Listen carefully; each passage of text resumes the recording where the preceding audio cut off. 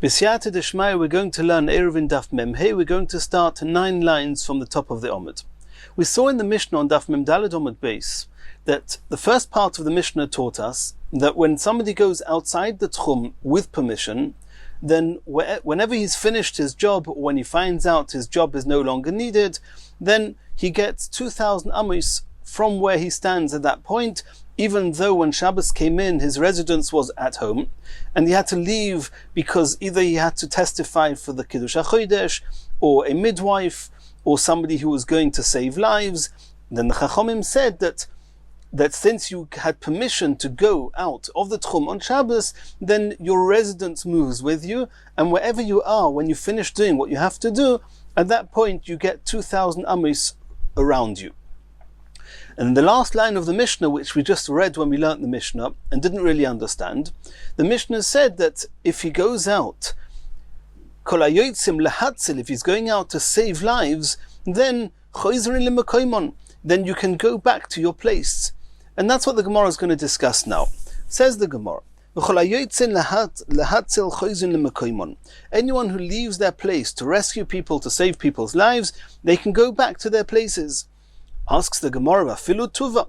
It would seem from the term used in the Mishnah that Yachzu leMekoymon, he can go back even if it's more than 2,000 amos, which means even if the 2,000 amos that from where you are now doesn't even reach the tchum of where you were when Shabbos came in, which means you're more than 4,000 amos away from your original home, you can still be Chayzo leMekoymon, you can go back to your home. And this seems to contradict what we saw at the beginning of the Mishnah. V'ha'omras reisha, did you not say at the beginning of the Mishnah, Alpayim amav asuloi, that you can only walk 2,000 amos from the position that you are when you're no longer saving lives or no longer on your job, and you cannot go all the way back home? Says the Gemara, Rav Yehuda Amar Rav. Rav Yehuda said in the name of Rav, Shechoizrin b'klizayin leMekoymon. It's true. What it says in the beginning of the Mishnah is accurate, that you cannot go beyond 2,000 amos. But we may have thought that if a person's weapons, that he no longer has to carry them. He may be in Roshus Harabim, he's no longer necessary to carry them. He's finished his job. He should leave them where they are, and he's not allowed to take it with him. So for that the Mishnah says no, that Yachziron leMekoymon, wherever you're allowed to go, you can take your weapons with you. But you and your weapons can only go 2,000 amos from the point you are now, and not Lachzer leMekoymon, meaning you can go back to where you were when Shabbos came in. That's what Rav Yehuda Amar Rav said. Says the Gemara, Umay Kashya.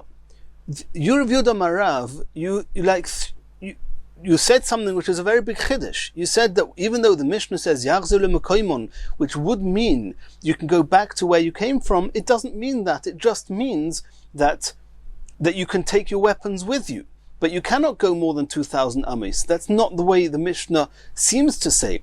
And what did you base this on? You based this on a seeming contradiction in the Mishnah. That the beginning of the Mishnah speaks about somebody who's yotzel b'reshus, somebody who leaves with permission only gets 2,000 amos. And the end of the Mishnah says that somebody who leaves to rescue people can be Lachzer leMekoymon. The Gemara is now saying, if you Rav Yehuda Amar Rav are based on that question, I don't understand the basis of the question. Umay kushya. What was the question? Dilma lehatzil shani. The ratio of the Mishnah, the first part of the Mishnah that says you only get 2,000 amos, is a very general statement for somebody who leaves with permission. That includes a midwife, that includes somebody who's going for Kiddush HaChodesh, and it doesn't have to include somebody who's going to rescue somebody else's life. And so maybe the ratio is talking about anyone who leaves with permission, and you only get 2,000 amos. However, if you're going to rescue people from enemies, which is the last line in the Mishnah, there maybe you can go all the way back to your homes. So what was the question at all? Dilma lehatzil shani. Eloi kashya ho kashya.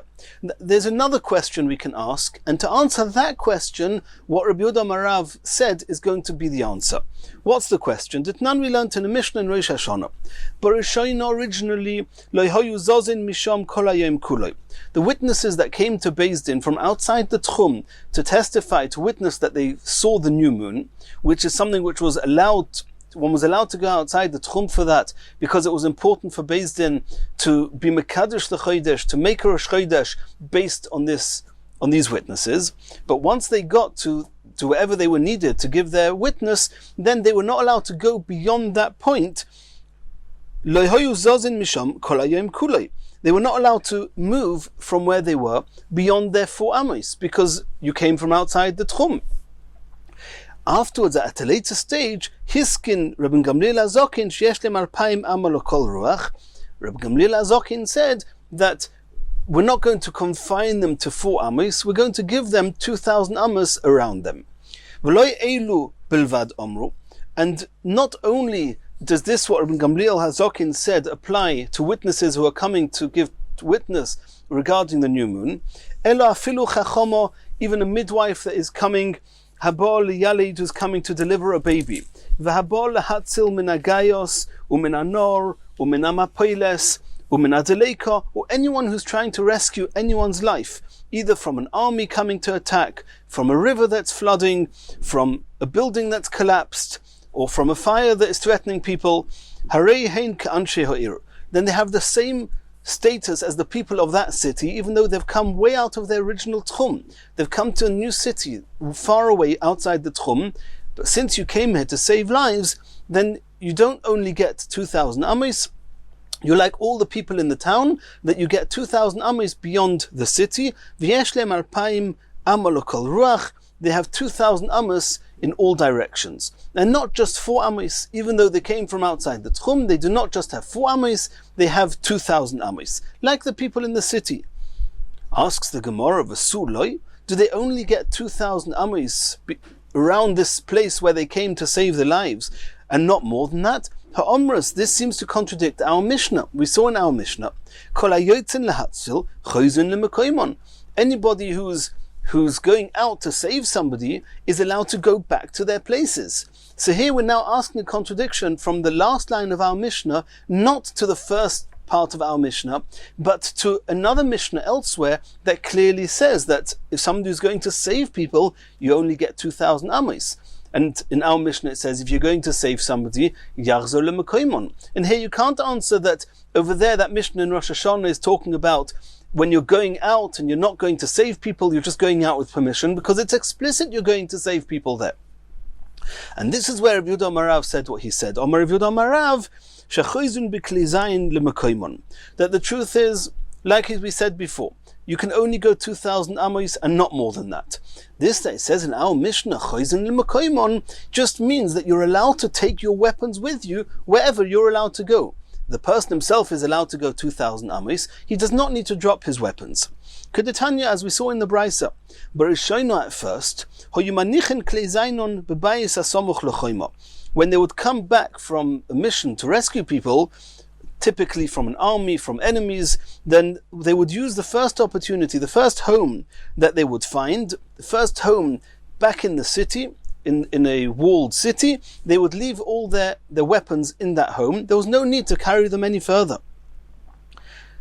At one point the enemies recognized that they had returned to the city, and maybe they recognized even that they had deposited their weapons in this home. The enemies ran after them, and again they were threatened. And then these soldiers who had originally gone out to save people from these enemies are again being threatened by the enemies, so they quickly went into this home to get their weapons again. And the enemy came in after them into this home. There was no space, it was a small home, and it was by far too small for all the soldiers and for the enemy that had come in. They ended up killing each other by trampling each other with more casualties than the enemies killed them. At that point, they decreed that since you went out to chase the enemy, you're allowed to keep your weapons with you, just in case that they come to chase you again. You'll have your weapons with you and be able to protect yourself. Continues the Gemara. Rav Nachman bar Yitzchak Omar. Rav Nachman bar Yitzchak says, Loi kashya. we asked a contradiction between our Mishnah that says that if you're going to save somebody, you can go out, you can come back to where you were, and the Mishnah in Rosh Hashanah says that you only get 2,000 amis. We asked a contradiction. Rav Yehuda Marav gave one answer, that you're not allowed to go more than 2,000 amis, and our Mishnah is just telling you that you can take your ammunition, your weapons with you. Rav Nachman bar Yitzchak is giving another answer, a different explanation. Kan shenotzchu Yisrael es umay sa'ilam, that the Mishnah in Rosh Hashanah that says you only get 2,000 amas is talking about where the Jewish, the Yiddish soldiers, they defeated the enemies. The enemies were no longer a risk, and therefore they were not allowed to have more than 2,000 amis. Kan, however, the Mishnah here that seems to say that you can even go back to your homes is shenitzchu umay sa'ilam es atzmon, and this is just an elegant way of saying that the umay sa'ilam, the enemies, actually defeated our camps. And if you would not allow them to go back home, if you would restrict them to only being able to go 2,000 amis, they will again be at danger, because maybe those enemies that had not been defeated will continue chasing them. Therefore, we allow them to run all the way back home to their homes, if need be, no issue of the tchum. Continues the Gemara. Omer of Yudom Marav, Nochrim shetzoru ala Yoris Yisrael. This is another halacha regarding how to respond when some enemies, some non-Jewish, the Gentile enemies, are coming to threaten the cities of Klal Yisrael. If it happens on Shabbos, what are you allowed to do? So Rav Yehuda Marav said that if these goyim come and they besiege one of the cities of Klal Yisrael on Shabbos, you're not allowed to go out against them with weapons. Some say this is an added phrase, others say it's an explanation that you're not allowed to go out with weapons because you're not allowed to be Mechal Shabbos. Some say it means, and you're not allowed to be Mechal Shabbos. Either way, you're not allowed to take your weapons out against the enemies. Tanya Namiyochi. We learned this also in the Braisa, Nochrim Shetzoru V'chulu, that the same thing, that if the Gentiles are besieging a Jewish city, then you're not allowed to go out with your weapons. In what case is that true? When it's clear to us that the enemies are coming, only they're looking for money. They're not looking to kill. They're not looking to kill. They're looking just for money. But if they're coming in order to kill, or if there's a threat that they could kill or they would kill people, then you're allowed to go out with weapons, and you're allowed to obviously be Mechal Shabbos in order to rescue the people. And in a city that's close to the border, and it's referring here to the borders between the section of the cities that belong to the Eden and the cities that belong to the Gentiles, then the city on the border between these two, in that case, afilu lo yibou al iske nefashos, even if the enemies are not coming to kill, elo al iske tashva kevin, they're just coming for straw and stubble, just for some monetary gains and not more than that, nonetheless, yotzen aleim b'klei zainon, then one is allowed to go out and fight them off with weapons even on Shabbos, and you can be Mechal Shabbos to this effect. And the reason is because that if they manage to conquer and defeat the cities on the border, they will now have an easy inroad at a later point, and that could be very dangerous. Omer of Yosef Raminyumi, Omer of Nachman, Bavel, which means Babylonian, we'll soon see which part of Bavel, Ke'ira Smucha L'Sapar Domya. It's compared to a city at the edge of the border, and therefore if there's a threat, if the Gentiles are coming to fight in what we're going to call Bavel, then you're allowed to go and be Mechal Shabbos, even if it seems that they're coming just for monetary gain. V'tirguma, and we explained what does Bavel mean in this context. Neharadah, it means the place of a Neharadah, which was on the border between the cities where the Yidden lived and the cities where the Goyim lived. And we're going to find even proof to this from a pasuk. Darash of Dostoid min Biri, of Dostoid from a place called Biri, he expounded on the following pasuk. The Maidich Sivit says in the pasuk, Vayagidu le David leimoir, hine plishtim nilchomim beki'ila, vehema shoisin es hagronois. It was told to David that the Plishtim, they are waging war against the place called the Ke'ilah, and they're destroying they're pillaging the threshing floors, which seems that they're just coming for monetary gains. Tana, and we learnt in the Brisa that Ki'ila, this place Ki'ila, was Ira Smucha L'Sparhoisa. It was a city that was close to the border. V'heim lo bo elo al iskei teven v'kash. And the Plishtim, they came not to kill, they came just in order to take stubble and straw. Dechsiv, as it says in the pasuk that we saw, v'heim oshoisim es agronis, they're pillaging the threshing floors, they're not coming to kill people. And nonetheless, Uchsiv, it says in the pasuk, vayishal David b'Hashem leimoyer, and David HaMelech asked Hashem as follows, Ha'elech v'hikesi ba'plishtim ha'eleh, should I go out and fight with these Plishtim? Vayomer Hashem el David, Hashem said to David, Lech v'hikiso ba'plishtim, go and fight and hit the Plishtim, v'hishato es Ki'ila, and you will save Ki'ila. And the question is, Maimi Boile, what was David HaMelech's question to Hashem, to the Urim v'Tumim? He was asking the Urim v'Tumim, which was a type of a heavenly form of communication. He was asking, what was David HaMelech's question? Ilema, was his question Ishari, Asar? Was he asking whether it was permitted or prohibited to go and fight these people on Shabbos, even though they were coming just for straw and stubble? The Beis Din of Shmuel in Ramos was there, and it was existing. And in the event that you've got halachic shailas, halachic questions, you don't ask the Urim v'Tumim, you go and you ask the Beis Din. So what was David HaMelech asking the Urim v'Tumim? Elo imatzlech iloi matzlech. David HaMelech was asking, will I succeed or will I not succeed with fighting the Pelishtim? Daikenami. And this is even alluded to in the pasuk itself. It says in the pasuk, Leich v'hikiso ba'plishtim. Hashem said, go and smite the Plishtim. V'hishato es Ki'ila, and you're going to save Ki'ila. Shema Minah, from here you see that the question was, will I manage to save them or will I lose? And that was David HaMelech's question. And from the very fact that you see that David HaMelech was happy to put himself, I don't know if he was happy, but he was prepared to put himself and his army at risk to go and fight off the Plishtim, even though they were coming just for monetary issues, for the straw and the stubble. You see from here that since this place, Ki'ila, was on the border, David HaMelech understood that it's life and death matter to allow the Gentiles to override and to take any power over the cities in the border, and therefore he went out to fight them off. And that's what we saw in our Gemara, that if on Shabbos a person is at risk, or if on Shabbos if the enemies are coming and they're coming just for money, but they're coming to the cities on the border, that it's considered pikuach nefesh, one's allowed to be mechal Shabbos. Continues the next Mishnah. Mi sheyoshav b'derech.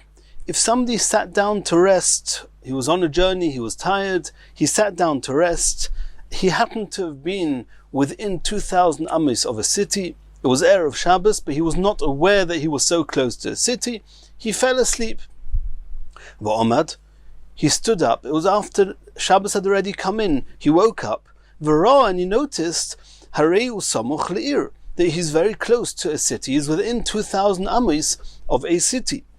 Hoil v'lo hoiso kavanosi lekach, the Tanna Kama holds, since when Shabbos came in, he did not have any intention of being part of the city and its tchum, and then he would be able to go around the entire city with its tchum and 2,000 amis in any direction of the city, and therefore lo yikones, he's not allowed to go into the city more than 2,000 amis where he was at the onset of Shabbos.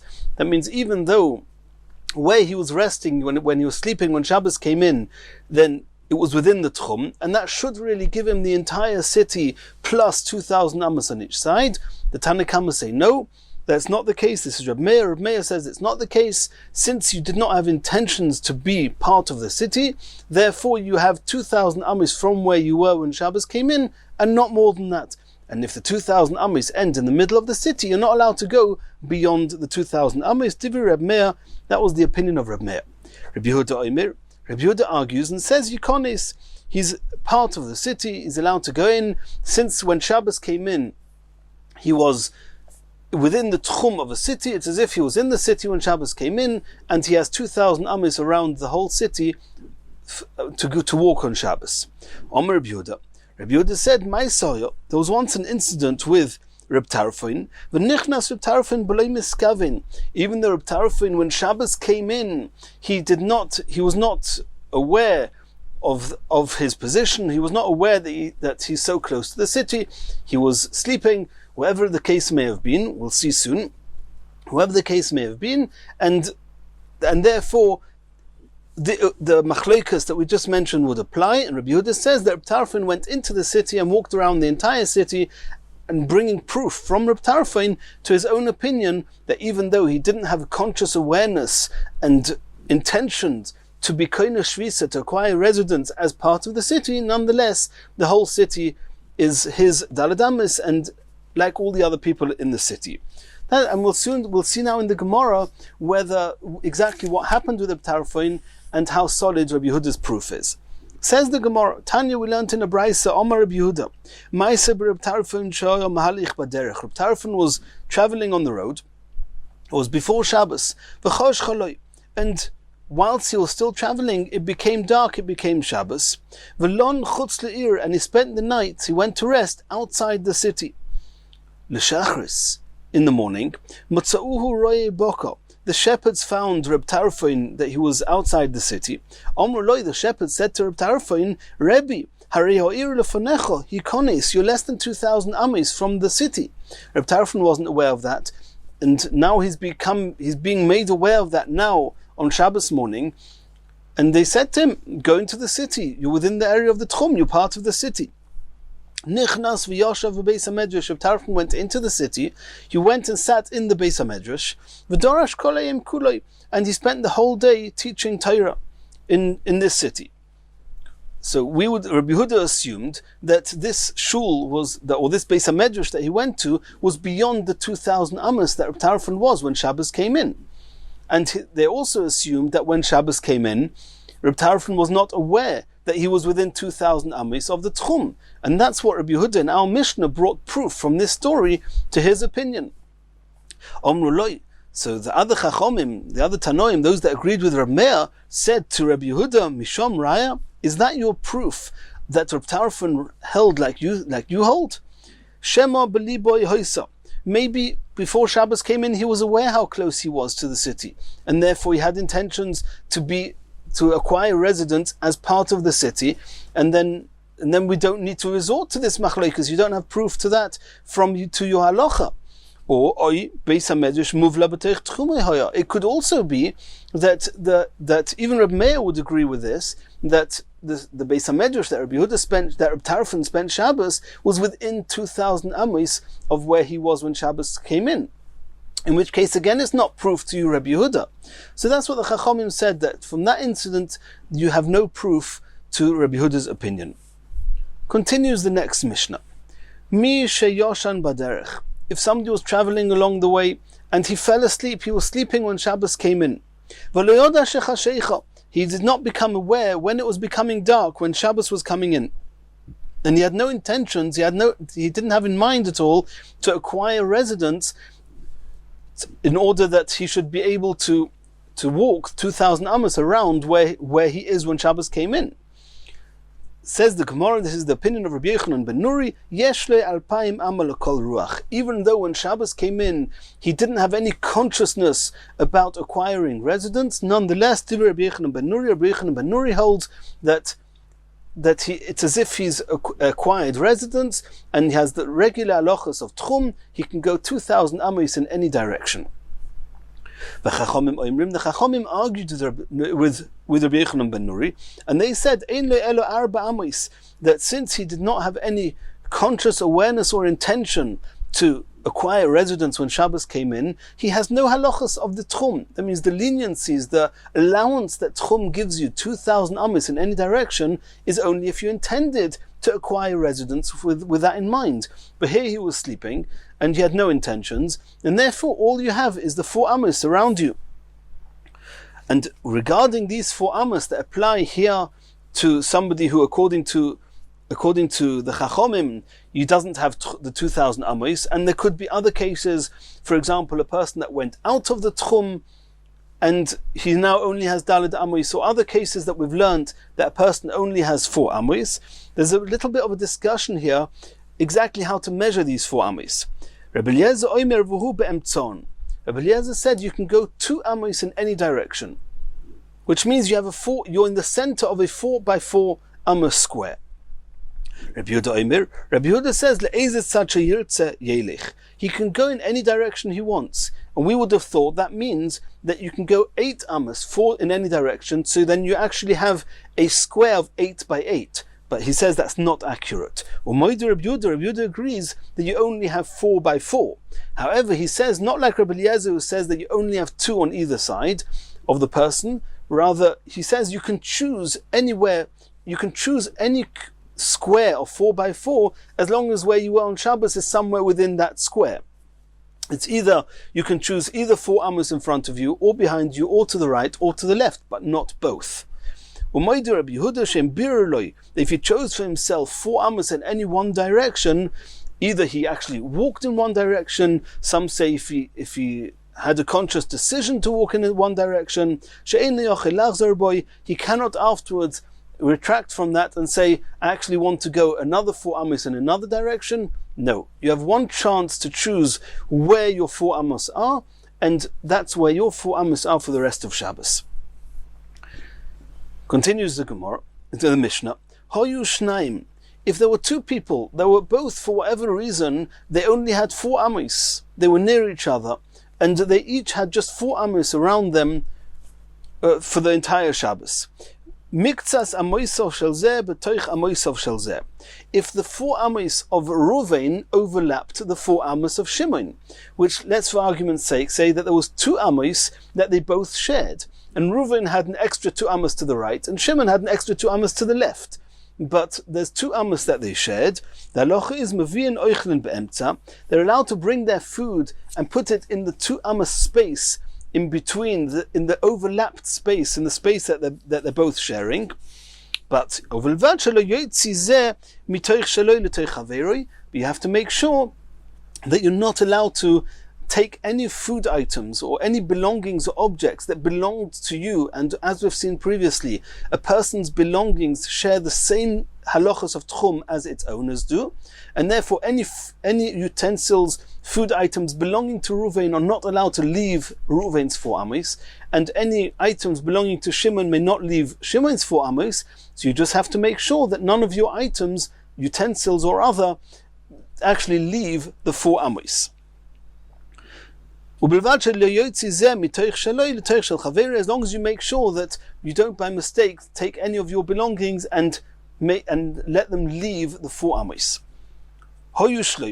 What happens if there are 3 people, Reuven, Shimon and Levi, and they each are stranded outside the Tchum? They each have 4 amos to go on Shabbos, not more than that. But Reuven was on the right. He had 2 amos that were uniquely his, and another 2 amos that he shared with Shimon. Shimon had the 2 amos on the right that he shared with Reuven, and 2 amos on the left that Reuven could not be part of that because it was outside Reuven's 4 amos. But those 4 amos were the right-hand 4 amos of Levi. And Levi then had another 2 amos beyond that. So what you have now is Reuven, Shimon and Levi are all next to each other within an 8 amos span, and Reuven has the rightmost 4, Shimon has the middle 4, and Levi has the left-hand 4. So Shimon is actually sharing his 4 amos with both Reuven and Levi, but Reuven and Levi are not sharing any area together. So what's the halacha? The middle one, muvla benem, is overlapped. Muvla means absorbed, so to speak, in the reshus of Reuven and Levi. Hu mutar imoen. He is allowed to eat. Shimon is allowed to eat with Reuven in his right hand 2 amos, and he's allowed to eat with Shimon in his left hand 2 amos. V'hein mutarin imoy, and the same Reuven can eat with Shimon in Reuven's left hand 2 amos, and Shimon can eat with, and Levi can eat with Shimon in Levi's right hand 2 amos. U'shnayim achitzonim, but Reuven and Levi asurim zeh, then there's no area that they share, that overlap, and therefore they're not allowed to. There's no way that Reuven and Levi can pass things or have anything to do with each other. Omer Reb Shimon. Reb Shimon said, this is comparable to another halacha in Hilchas Shabbos. L'sholish chatzeris hapsuchos zu lezu.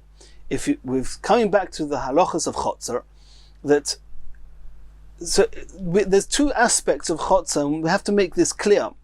If there are a number of different people who are sharing a common chotzer, a courtyard, no one is allowed to carry from their homes to this chotzer until they all join an Eiruvei Chatzeris. If, however, all the people in this chotzer made an Eiruvei Chatzeris, and then you have another chotzer next to it with a doorway between the two, then if there's no Eiruv, each chotzer is allowed to carry independently from their homes to their chotzer, but not from their homes to the next chotzer. Unless they make an Eiruvei Chatzeris that actually merges the two Chatzeris, providing there's a doorway between them, then they can carry from their homes to even the second chotzer. So here you have a case of three Chatzeris, one next to each other. And it's important that we realize that besides for the right-hand chotzer having an entranceway to the middle chotzer, and the middle chotzer also having an entranceway to the left-hand chotzer, it's important that they each have an independent entrance to their chotzer from the Reshus HaRabim, and not that they are dependent on each other's areas to go through. Because if so, then none of them are allowed to carry from their homes to the chotzer unless they make an eruv between all of them together. But since they have an independent entrances, they're not dependent on walking through each other's chotzer, and therefore each independent chotzer, there's no issue of carrying from the homes to the chotzer. However, if you want to make an eruv, so the right-hand chotzer made an eruv with the middle chotzer. The chotzer of Reuven, we'll just call it Reuven, but the chotzer's normally got a few people in it, makes an eruv with Shimon's chotzer. Shimon makes an eruv with Levi's chotzer. So the halacha is, they each have an independent opening, which means that they don't have to have an eruv between them just in order to allow them to carry, because they're not trespassing, they're not passing at all in each other's reshus. And if the right-hand chotzer and the left-hand chotzer made independent eruv with the middle chotzer, he muteres imoen, then the middle chotzer he can carry from their homes to their own chotzer, obviously, and to the chotzer on the right or to the chotzer on the left. V'hei muteres imo, and the people in the right-hand chotzer can carry from their homes into the middle chotzer, and the people in the left-hand chotzer can carry from their homes to the middle chotzer. But to carry something from the homes in the right-hand chotzer into the left-hand chotzer, or vice versa, that's also because them two did not make an eruv with each other. And that is similar to the case that we had here with three people stranded without a tchum. They each have just 4 amos, that the same applies as we saw before. Says the Gemara, Boya Rava. Rava asked the following question. Mai kosova Rabbi Yochanan ben Nuri. We saw in our Mishnah, Rabbi Yochanan ben Nuri says that if a person is sleeping when Shabbos came in, nonetheless, it's as if he was koine shvitza, as if he acquired residence, and he has 2,000 amis around him, even though he had no consciousness, or he didn't make any decision to acquire residence when Shabbos came in. He was asleep. So Rav is now asking, he's trying to understand Rabbi Yochanan ben Nuri. And before we see the Gemara inside, there are two ways of understanding Rabbi Yochanan ben Nuri. Either there's an old discussion, which we're soon going to see, whether, because we just mentioned before, that items, utensils, food that belong to somebody share the same tchum as its owners.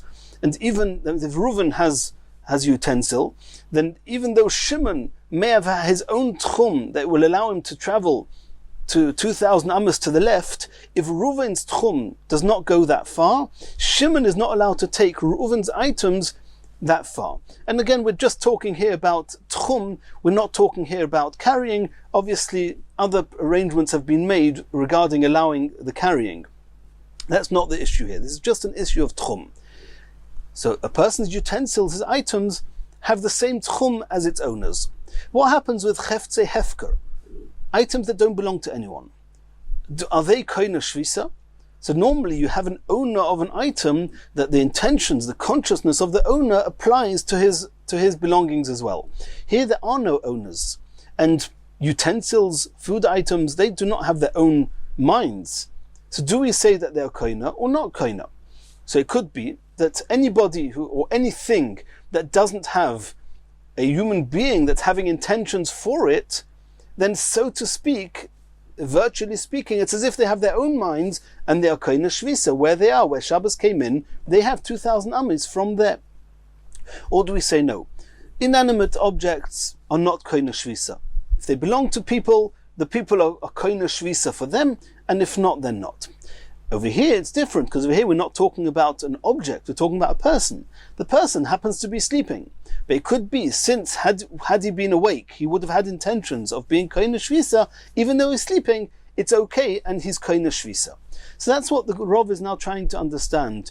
Is Rabbi Yochanan ben Nuri holding that even without das, that means even inanimate objects are also koina shvisa, and therefore a sleeping person is no different? Or no, is his halacha unique to a sleeping person, but regarding chafetze hefker, objects that are hefker, he would not say the same halacha. Let's see that inside. My kasovar Rabbi Yochanan ben Nuri. What does Rabbi Yochanan ben Nuri hold? Mizber kasovar, does he hold chefze hefker koinim shvisa, that ownerless objects, they acquire residence when Shabbos came in, even though they're just objects, they don't have any minds. Nonetheless, wherever they are when Shabbos comes in, it's as if they acquired residence there, and then anyone who's going to move them on Shabbos is not allowed to move them out of the 2,000 amis where they were when Shabbos came in. Ubedinhu, and if so, that technically speaking it would have been appropriate, the lifleg bekalim, the same machleikus we have in our Mishnah regarding a sleeping person, that Rabbi Yochanan ben Nuri says he gets 2,000 amis, and the Chachomim say no. For the same token, he could have been arguing about cheftze hefker, ownerless objects, that Rabbi Yochanan ben Nuri says they are koina shvisa, and the Chachomim say no. And v'hod komiflegi be'odam, the only reason the Mishnah brings their argument regarding a sleeping person, lo yidiacha koichon derabonon, is to explain to us, to bring to our attention the extent of the opinion of the Chachomim, that even though the afal gav the ikale meimar, even though we could have said that hoyel v'nir kono yoshon nami kono, that we would have thought that even though the Chachomim hold that ownerless objects are not koina shvisa, but human beings, even if they're sleeping, since had he been awake, he would have had intentions of acquiring residence. Even if he's asleep, he acquires residence and has 2,000 amis. Komash Malon, the Mishnah wants to teach us that according to the Chachomim, even a person, if he's sleeping, he has the same halachas as cheftze hefker, and they are not koina shvisa for 2,000 amis, they only have 4 amis. So is that how we're going to learn Rabbi Yochanan ben Nuri? Or Dilma, or maybe because Rabbi Yochanan ben Nuri, maybe Rabbi Yochanan ben Nuri holds Ba'alma regarding other cases where there's a lack of intentions. For example, ownerless objects, cheftze hefker, ein koinin shvisa. You didn't have intentions to be koinin shvisa, and therefore that you don't have 2,000 amis. And here in our Mishnah, v'hocha hainu tama, the only reason Rabbi Yochanan ben Nuri says in our Mishnah that he gets 2,000 amis is hoyel v'nir kono yashon nami kono. Since he's a person, and a person when he's awake he can have consciousnus and awareness to want to acquire residence, so too when he's sleeping we give him 2,000 amis as if he intended to acquire residence. But inanimate objects, chafetzim of hefka, ownerless objects, they, even according to Rabbi Yochanan ben Nuri, they do not have 2,000 amis. That was Rava's question. How are we supposed to understand Rabbi Yochanan ben Nuri's opinion? Omer of Yosef. So Rabbi Yosef said as follows: Toshma, let's bring proof. There's a brisa that says as follows: Geshomim sheyordu me'erev yontiv, rain that fell before yontiv set on, erev yontiv. Yesh le'en alpayim amal kol ruach. Since they reached the ground when yontiv came in, then they acquire residence where they were, where they landed on the floor before yontiv came in. And as yontiv comes in, that is their residence, and they have 2,000 amis on any side. B'yomtiv, if the rain came down on Yomtiv, which means that before Yomtiv or as Yomtiv came in, they were not here, they were not on the ground, they were not koina shvisa at all. Harein karagli kol adam, it's as if they were not koina shvisa, and then anybody that takes the water, it's the rain is halachas of the rain, the status of the rain is going to be according to the person that takes it. If this person has 4,000 amas to the right of the water, he can take it there. If the person has 4,000 amas to the left, he can take it there. Wherever the person who's actually drawing this water on Yom Tov, his tchum, the rain is going to follow the tchum of that person, and they do not have their own shvisa. So that's what it says in the Brisa. So Rav Yosef says, because we have to realize this rain is like cheftze hefker, it's ownerless. There's no human being that had any intentions as to where this rain is going to have residence on Shabbos. There's no owners. So this geshomim is considered cheftze hefker. And now we saw at the beginning of this brisa that if they fell before Shabbos, they have 2,000 amas around them. So Rav Yosef is saying, if you say Rabbi Yochanan ben Nuri holds that cheftze hefker koine shvisa, that ownerless objects are koine shvisa, then I can understand how many. Then this brisa is Rabbi Yochanan. This brisa is following Rabbi Yochanan ben Nuri that says that the rain, since it was there before Yom Tov came in, we're talking about the beginning of the brisa, the rain fell before Yom Tov, and therefore he gets 2,000 amis, like Rabbi Yochanan ben Nuri said. If you say if you say that everybody, the Chachomim and Rabbi Yochanan ben Nuri hold that objects of hefka, ownerless objects, are not koine shvisa, and they do not have 2,000 ames. And the only reason Rabbi Yochanan ben Nuri says in our Mishnah that you have 2,000 ames is because we're not talking about objects, we're talking about a human being who happens to be sleeping. But if it's an object that's ownerless, even he agrees to the Chachomim, you do not have 2,000 ames, then Homani, loy Rabbi Yochanan, v'loy Rabbanon, then this brisa is not following any opinion that we know. So that's what Rav Yosef's proof was when he answered to Rava. Rava asked, does Rav Yochanan ben Nuri hold that cheftze hefka are koine shvisa? It must be that yes, because otherwise the brisa about with the rain is not following anyone. Yosef Abaye was sitting and he repeated what the reproof Rav Yosef brought to his chaverim. Omar le Rav Safra. Rav Safra heard Abaye and said to Abaye as follows, I will refute your proof, Rav Yosef's proof. Maybe since this is rain that fell before Yom Tov, and it was in close proximity of a city, and the people in that city, they had intentions of drawing and taking this water on Yom Tov, and therefore they intended this water to be koine shvisa. So in that place, so it's not considered an entirely ownerless object. It's, so to speak, it's an object that has people that intended using them on Yom Tov, and therefore their intentions apply to the rain, and only therefore the Brisa says that the rain has 2,000 amis, providing it fell before Yom Tov. But in a case where there was nobody who had any intentions, it could be that cheftze hefka are not koine shvisa. Says Omar le, Abaye answered back to Rav Safra, and he tried to back up Rabbi Yosef's proof and told Rav Safra, no, lo yisal kadaitoch, that's not the way to learn this brisa. Ditnan, we learned in a Mishnah, boyer shel yochid keragle yochid, a pit, a well of water that belongs to an individual, a private person, keragle yochid, then the water in that pit, in that well, has the same tchum as its owner. So if somebody's walking past the well and drawing some water, then let's say he has permission to do so, and let's say one's allowed to carry, but regarding tchum, you're not allowed to take this water outside the tchum of the owner that this well belongs to. That's the first halacha. The second halacha, v'shel oiso ha'ir, if the well belongs to the people in the city, belongs to all the people, keragle oiso ha'ir, then the tchum of this well has the same status as the tchum of the city, that you can take it in the city, and 2,000 amis beyond the city. V'shel oile bovel, what happens if these wells actually didn't belong to anybody? They were ownerless, and they were there just in the public area, in order to allow the people who are coming from Bovel to Eretz Yisrael that they should have what to drink. So we refer to them as ownerless wells, ownerless water, and the halacha is keragle hamamale, that the tchum of the water is dependent on the tchum of the person that is filling them up.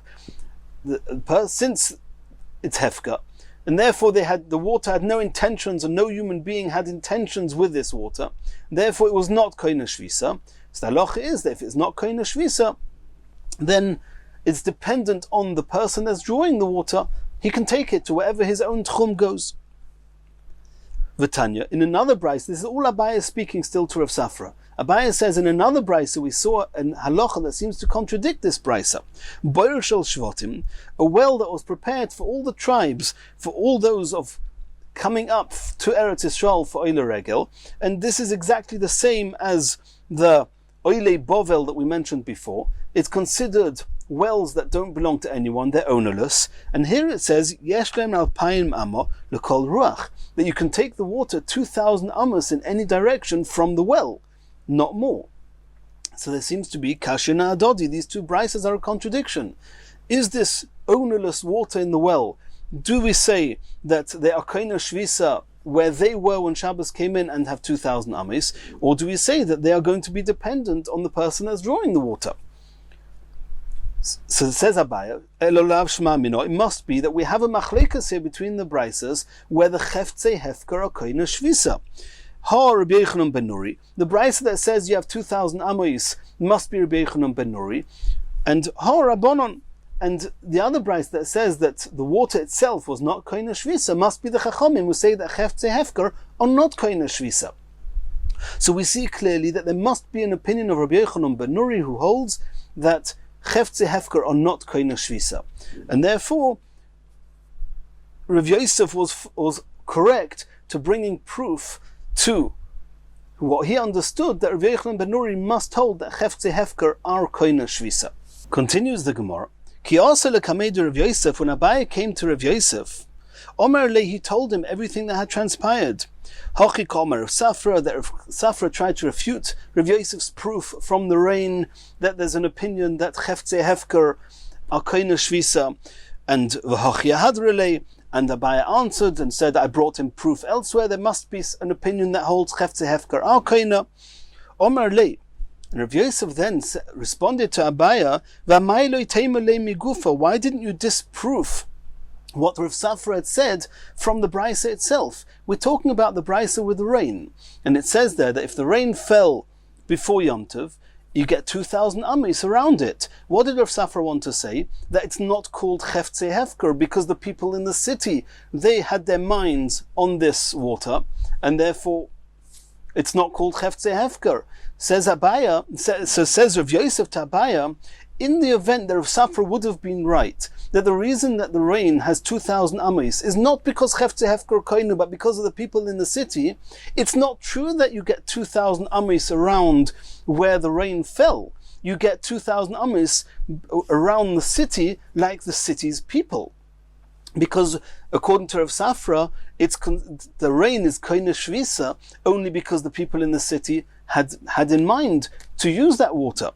And that's not what it says. It says in the brisa that the rain has 2,000 amos around where it fell.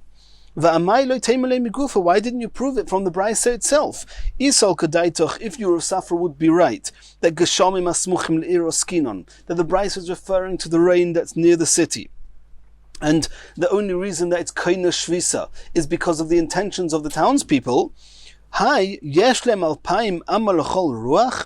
Is it true that it has 2,000 amis in any direction from where it fell? He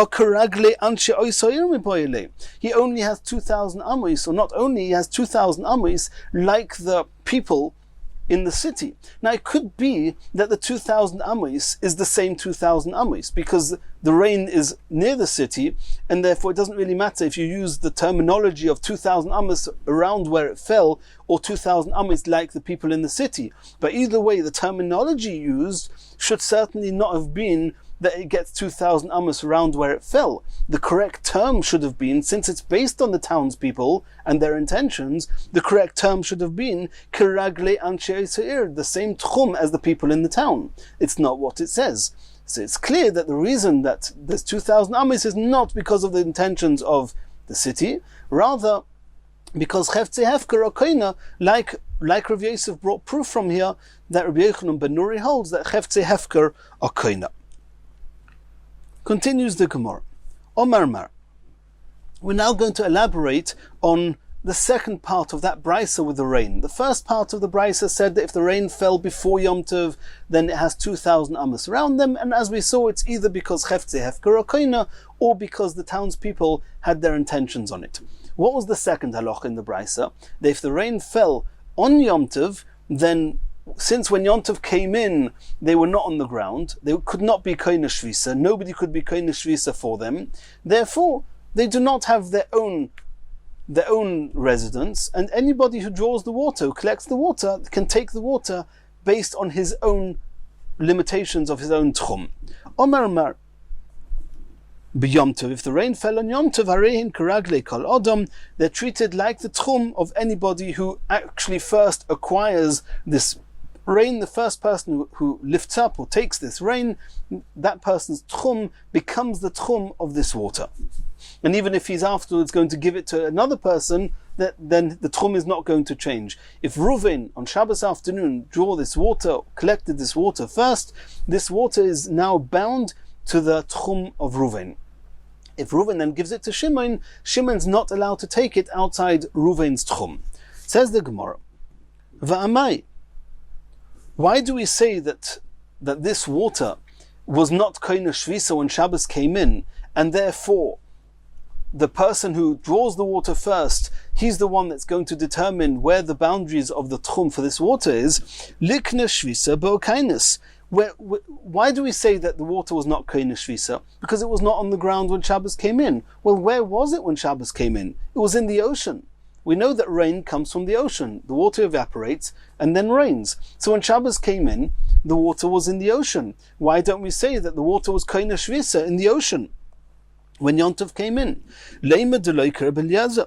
So should we say that this brisa is not following Rebbe Eliezer? Deikra Rebbe Eliezer, if it does hold of Rebbe Eliezer, Ha'omar, Rebbe Eliezer said, Kol ha'olam kuloi mimeo kaina sushaisa. All the waters in the world, anything that anyone drinks in the world, all the rainwater is coming from the ocean, that it evaporates and then it rains. And if so, if all the water that rains first or initially came from the ocean, from the Ukrainians, then say that when Shabbos came in, the water was koina shvisa in the ocean. And therefore, the rain that is now raining on Shabbos is outside its own tchum. It's more than 2,000 amos away from the ocean. And something that goes outside the tchum is not allowed to go beyond 4 amos. Says the Gemara, Omer Yitzchak, Hacha ba'ovim sheniskashru me'erev Yom Tov askinon. You're right. In the event that we knew that this rain was actually in the ocean when Shabbos came in, you're right.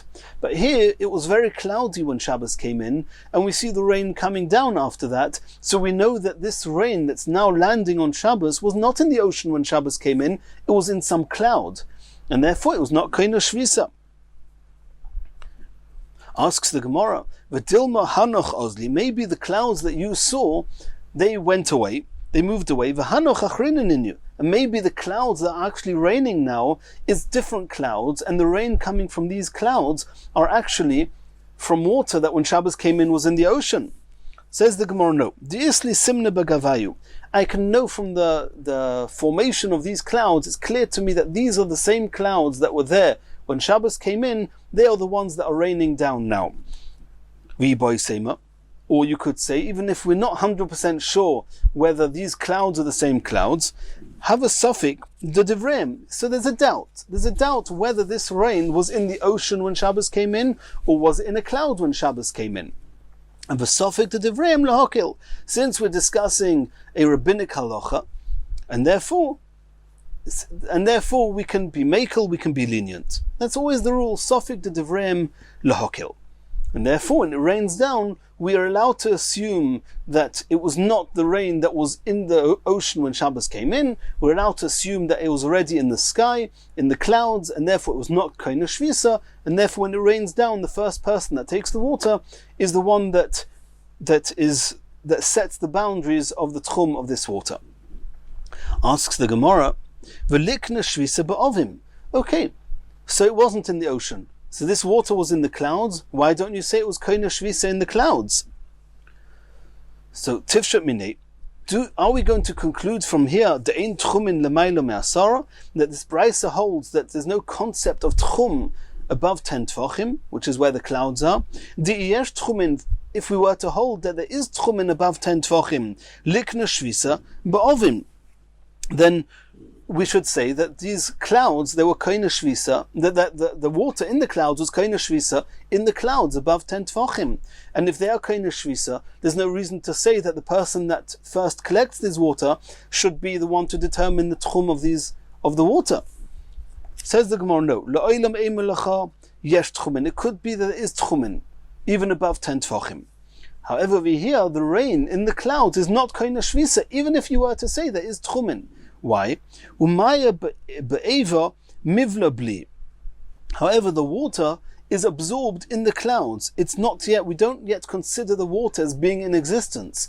And therefore, even though if the water were to be in existence, it would be kaina shvisa in the clouds. However, since at this point it's in a vapor form, it's not in a rain form, in a water form, and therefore it's not there. If it's not in existence yet, it cannot be kaina shvisa. It first comes to existence in a liquid form of rain only when it rains. Says the Gemara, if so, if so, if the water was not yet existing when Shabbos came in, then you're right that it's not going to be kaina shvisa, but then it's going to be osa at all. It's going to be muktzah, because we know there's an issa d'rabbanon of noilad, that anything that was not existing when Shabbos came in, and it came into existence on Shabbos, it was born on Shabbos, it's muktzah, you're not allowed to use it on Shabbos. So this rain that was not in a water form when Shabbos came in, and it became water after Shabbos set in, it's noilad, it's muktzah. And if so, how can you let this person draw water, and even more so to give him 2,000 amis to carry the water? It should be noilad and asa. Ella says the Gemara, no. It could be that it's not considered noilad, and we do see the water vapor as being water. And let's assume that there's no issue of noilad. However, there's another reason that these water in the clouds, even if you were to hold that there is tchumin above 10 tvachim, but the water in the clouds is not going to be kaina shvisa. Why? Because maya ba'ovin meinad naidi. Clouds are constantly moving. In order to acquire residence, you have to be still. You have to be positioned someplace and say, or at least be, here I am for the duration of Shabbos, this is my base. But if you're constantly in transit, you're not kaina shvisa, you're not acquiring any residence.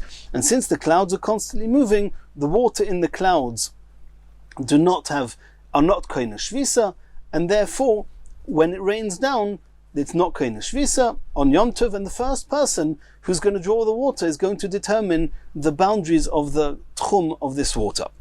Says the Gemara, if you've come to this understanding that something that's moving cannot be kaina shvisa,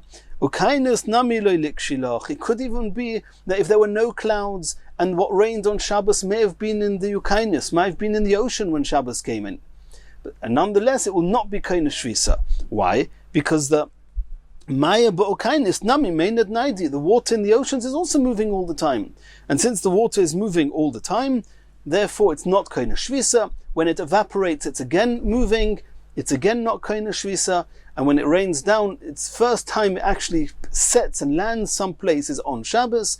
Since when Shabbos came in, it was not kaina shvisa. Now it has no tchum. The person who takes it is going to determine its tchum. As we saw in the Mishnah, V'tanya we saw in a Brisa, Nahoris hamoishchin, flowing streams, umayonis hanoivin, and gushing springs, harehin karagleb kol odom. Then they have the tchum.